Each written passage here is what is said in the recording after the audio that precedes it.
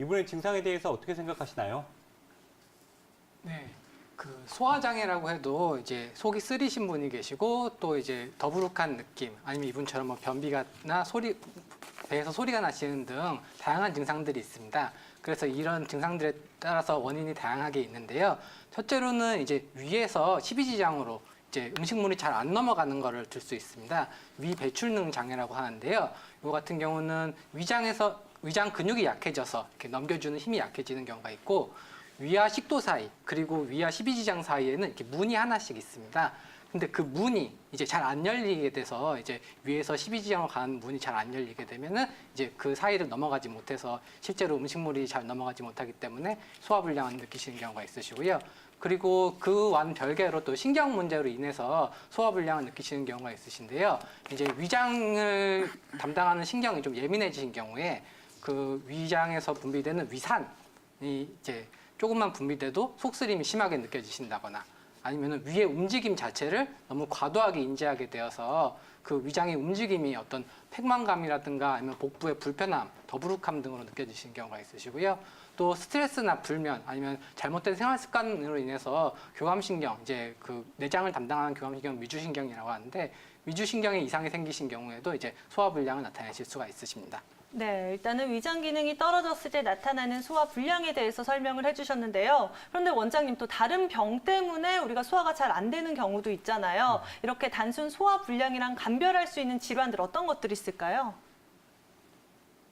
네, 이제 소화불량은 워낙 일반적인 증상이시다 보니까 이제 그 다른 질환들을 가지고 계시거나 아니면 이제 초기 증상으로서 먼저 이제 소화불량을 나타내시는 경우가 많으세요.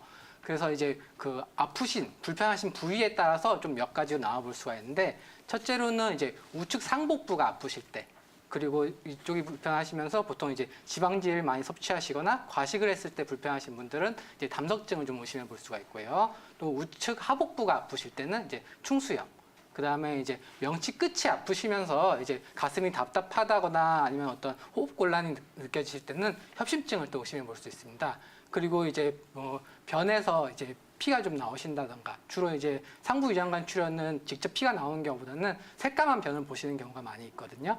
그래서 그런 어떤 출혈변을 보신다거나 아니면은 뭐 변 색깔이 너무 까마신 경우에는 이제 소화기관의 궤양이라든가 아니면은 종양 같은 걸 의심해 볼 수 있으시기 때문에 그런 경우에는 이제 내시경 검사라든가 아니면 초음파 검사가 이제 필수적으로 필요하실 것 같습니다. 또 우리 시청자분 증상 중에 또 변비 문제 때문에 고생하신다고 맞아요. 하셨잖아요. 네. 물론 배변 활동이라는 게 개인차가 워낙 크기 때문에 이 변비에 대해서도 정확히 얘기를 나눠봐야 될 것 같은데 이 원장님 정확히 어떤 상태를 말하는 건가요? 네, 변비라고 하는 거는 이제 사람마다 이제 배변 주기가 많이 다르시기 때문에 뭐 정확히 뭐 며칠이라고 하는 구체적인 기준은 없지만 대개로 이제 배변 횟수가 너무 적거나 3, 4일 이상 변을 못 보실 때에는 변비 가능성이 있다고 생각하실 수 있으십니다. 그리고 이런 변비가 주로 좌식 생활하고 많이 연결되어 있기 때문에 주로 여성이나 노인분에서 많이 발생하는 것으로 알려져 있고요. 이런 변비 상태에 대해서 네, 주로 많이 말씀하시는데 이제 대부분은 이제 그 근육의 기능 장애 같은 게 또 많이 있으실 수 있으십니다. 네, 그렇다면 이러한 변비 또 다른 원인 질환 때문에 발생할 수도 있잖아요. 원장님, 그렇다면 어떤 질환들이 좀 영향을 줄 수 있을까요? 네, 변비의 그 원인들로는 이제 방금 말씀드렸듯이 그 직장의 기능 장애, 그 변을 못 내보내거나 아니면은 항문 관략근이 너무 지나치게 조여져 있을 때 그런 식으로 해서 발생하시지만 그 다른 질환으로 인해서도 변비가 발생하실 수 있으신데요.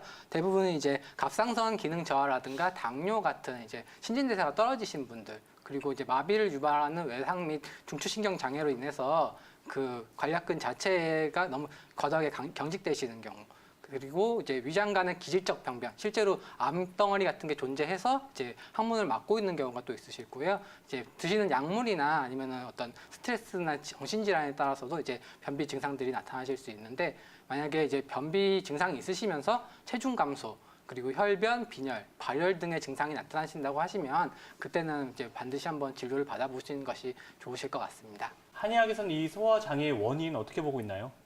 네, 한의학에서는 이제 담음이라고 하는 개념이 있습니다. 이제 이 환자분 처럼 이제 그 배에서 소리가 나신다고 하셨잖아요.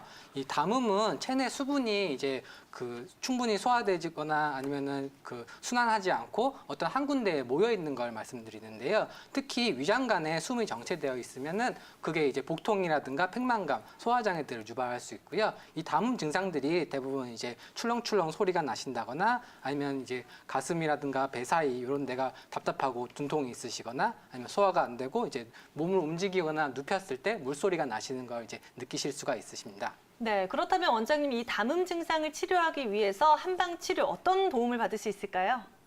네, 담음 치료는 기본적으로 이제 수분이 모여 있는 거기 때문에 이 수분을 이제 기혈 순환을 촉진시켜 주시고 수분 대사를 시켜 주시면 좋아지시는데요. 이제 한방에서는 이제 배 쪽에 있는 중안이나 관원 아니면은 이제 천추 등의 혈자리에 침이랑 특히 이제 뜸 치료가 효과적으로 사용되실 수 있으시고요. 또 한약으로도 이제 담음을 다스리는 약재들이 있으신데요. 대표적인 것들이 이제 바나라든가 백출 같은 그런 약재들이 있고 이제 이 이름을 딴 바나백출 천마탕이라든가 복령바나탕 같은 이런 처방들이 이제 담음을 치료하는데 널리 쓰이고 있습니다.